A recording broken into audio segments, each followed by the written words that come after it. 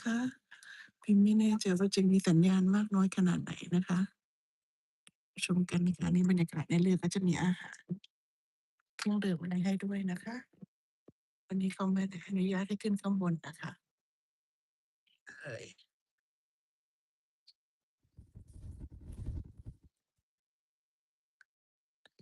ออกจากแล้วนะคะเดี๋ยวเราไปชมเกาะกันที่เขาอันนี้รวมในตั๋ว53 เหรียญนะคะ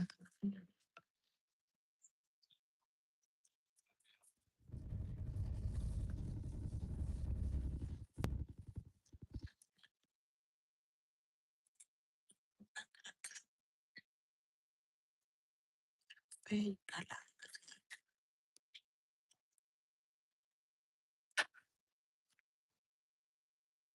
กันค่ะ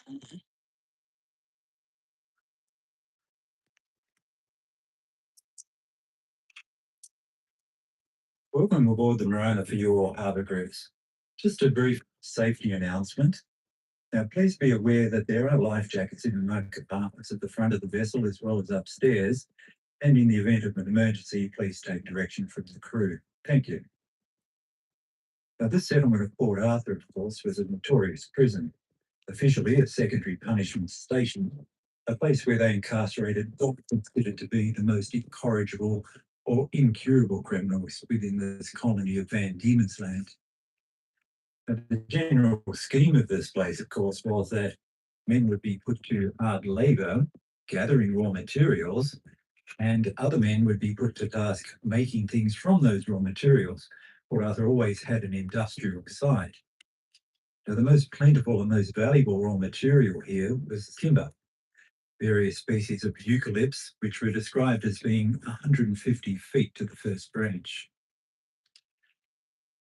Convicts produced anything from broomsticks to boats and ships.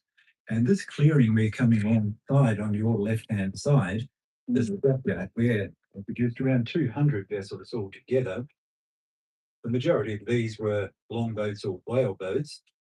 Whaling was a major industry in this early colony of Van Diemen's Land, so you can imagine craft like that being in and ships would travel from all over the world to hunting these very fertile waters.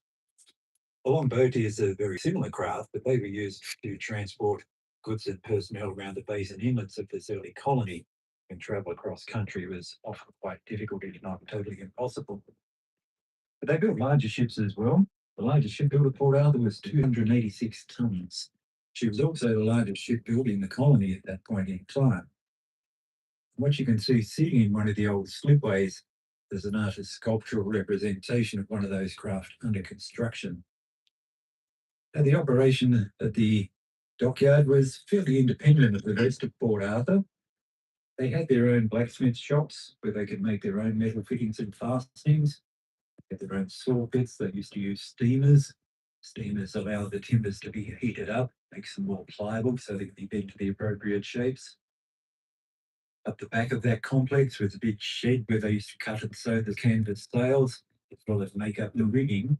And of course, all of this was under the watchful eye of the master shipwright, first being John Watson, later David Boyd, who used to live in that white weatherboard building, with the oldest surviving wooden buildings in Port Arthur. Now, there was never a problem with the quality or quantity of produce here. The major problem was the ships were very well built, but they were also very cheaply built. They were often sold on the open market for what would be, for a private shipwright, almost cost price. I understand that these private entrepreneurs were a bit upset by that, protested through the Lieutenant Governor's Department, and finally had their case heard that they couldn't compete with convict labour in a settlement like this. So eventually the dockyard was closed down in 1848, but not before they had produced 200 boats and ships, and they also used to carry out very handy and timely repairs when ships around the coast experiencing difficulty. Now, it's quite a pleasant walk around to the dockyard. You just hop onto the road above the jetty, walk along a nice tree-lined avenue, and you're there. I recommend take your camera because there are some lovely images to be captured looking out across the bay.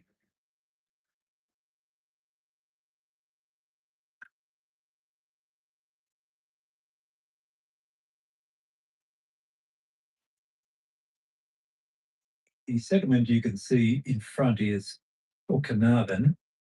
It originally started as a few fishermen's shacks and weekenders, but it is a residential area now. But it was actually the site of their brickfields where they used to gather the clay and fire their bricks. They could make tens of thousands per month if it was necessary, and it quite often was. If you keep on following that road, you can make it to Safety Cove, which is an absolutely beautiful beach. And further on, of course, is the lookout and remarkable cave. Not much of a detour, but it's well worth a look. And we're travelling towards a headland which is called Point Puer, spelled Puer, which is Latin for youth or boy. It was named as such in 1834 when they established a specifically designed juvenile prison here. It was the first sanctioned juvenile prison under British control. The average age of a convict was around 12 to 15, but the youngest of them were only 9 years of age. They were the pickpockets, the petty thieves, who came from the larger industrial towns of Great Britain, but the majority seem to have come from London and London districts. And they were the artful dodgers, but very much the real thing. People are often appalled at the fact that they were transporting children as young as 9. The sad fact is that the age of responsibility in Britain at this time was age 7. Boy or girl caught and convicted could be thrown into jail at that age, but the problem was it was the same jails for everybody, men, women, and children. These places were grossly overcrowded. They were rife with corruption. And the thinking people of today figure that these young people were actually learning more about the ways of crime within the walls of the prison than they were on the outside. They called these places universities of crime. Lieutenant Governor Arthur was made aware of a similar circumstance with boys being transported to Van Diemen's Land and spending considerable time in the Hobart barracks in contact with established criminals. So the idea of Point Bull was born and ably assisted by his commandant, Captain Charles R. Booth. He set about trying to change the system. The idea, of course, prime purpose was to keep the boys well away from the corrupting influence of adult convicts and particularly those at Port Arthur. They could be taught how to read and write, basic arithmetic, taught trades like carpentry, boot and shoemaking, barrel making, a bit of boat building in the early days, stone cutting. Now, most of the stonework in the Port Arthur Church and Military Guard Tower would have been carved by these boys. And we assume it's the rougher work that you would see on the inside of these buildings rather than the final work on the facings.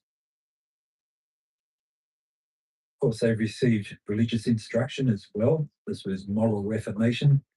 It's compulsory throughout the entire convict system. And once a boy was considered suitable, he could then be taken to a hiring depot, which was out at Newtown, and from there distributed throughout the colony as a useful worker. So they were trying to steer the boys onto a different path, and with their new trade, we are hoping they won't resort to their old trade again and would become an integrated member of the society of these new colonies. Some boys certainly grasped that opportunity. Unfortunately, others didn't.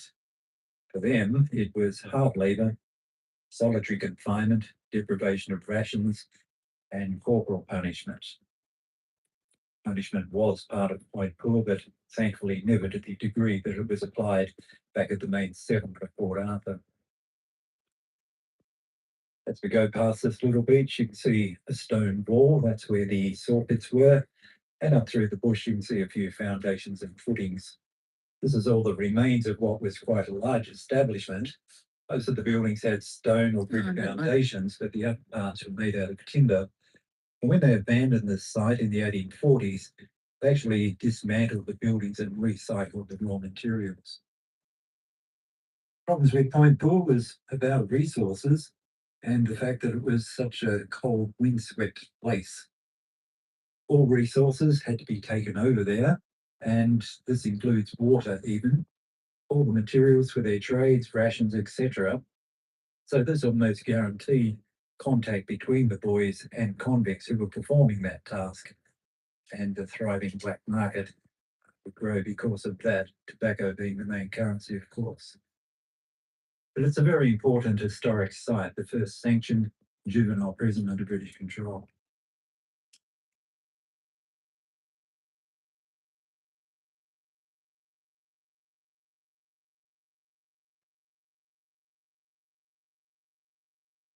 Now, another important historic site, of course, is the small island. This is Isle of the Dead. Convicts like to call it Dead Island. They were certainly in possession of a less romantic view than the authorities of this place. We believe it's the last resting place for around 1,100 people. The majority of those, as you can imagine, are convicts. But to give them their proper status, convicts means convicted person, invalids, there's a person who can't work properly because of illness or injury, and paupers, or men who have grown old within the system and simply had nowhere else to go, no other means of support. And finally, lunatics. The term lunatic means you're off, or just suffering severe mental เป็น illness. ลมแล้วนะคะเนี่ยขนาดเวลา Southern end, ดีนะคะสาย and there's expand evidence of that because it was policy of Port Arthur that convict graves should be anonymous. The thinking being a life which has been lived in shame and disgrace would deserve no lasting memorial. That idea was only relaxed somewhat in the 1850s when a convict was permitted to have a headstone, but somebody else had to pay for it. Very few convict headstones are dead. That's around the greater part of the harbour, out towards the mouth of the harbour, access to and from Port Arthur and places elsewhere. If we were to turn this vessel about and head due south, our next landfall would be the continent of Antarctica. At this point, there is nothing else between us and that very cold place, apart from the absolutely vast expanse, which is the Southern Ocean. The cliffs at Point Poor, of course, are quite prominent as well, and boys would scramble down those cliffs and gather on the rocks at a view. They would light fires, potatoes they'd stolen, catch fish, smoke tobacco. Thomas Lampierre, a commissariat here, stood on top of the cliff and looked down. He said they scuttled away like little crabs.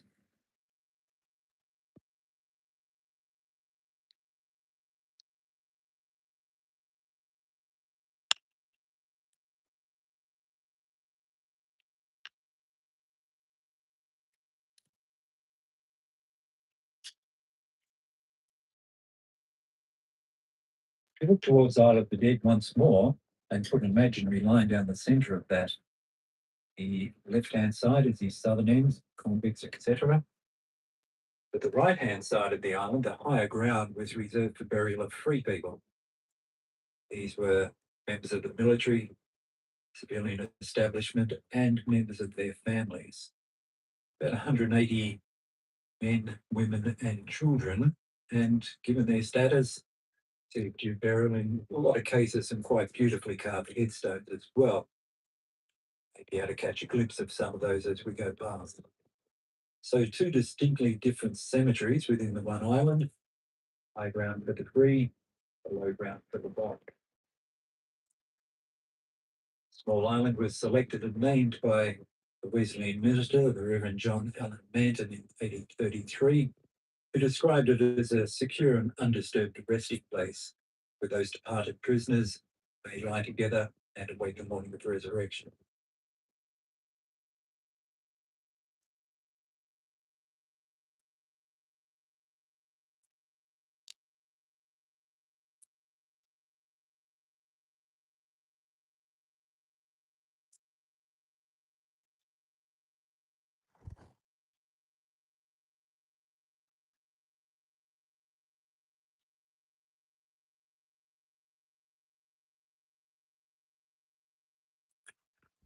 Huh?